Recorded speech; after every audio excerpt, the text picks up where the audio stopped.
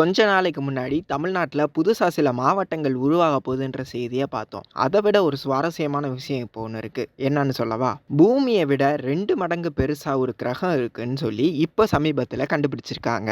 இத Hubble space டெலஸ்கோப்ல கண்டுபிடிச்சிருக்காங்க. இத நான் சொல்லலங்க. நம்ம நாசா விஞ்ஞானிகள் தான் சொல்லியிருக்காங்க.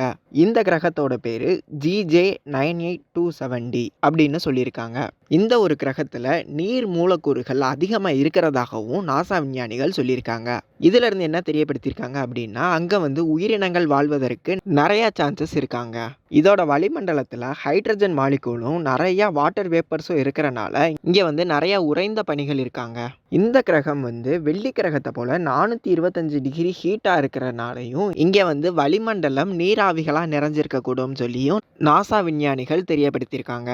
இதுக்கு முன்னாடி கொஞ்சம் கிரகங்கள்லாம் இது மாதிரி ஆக்சிஜன் இருக்கும், வாட்டர் இருக்கும்னு சொல்லி கண்டுபிடிச்சதை விட இப்ப கண்டுபிடிச்சிருக்க இந்த கிரகம் பூமிக்கு ரொம்பவே பக்கத்துல இருக்குதாங்க.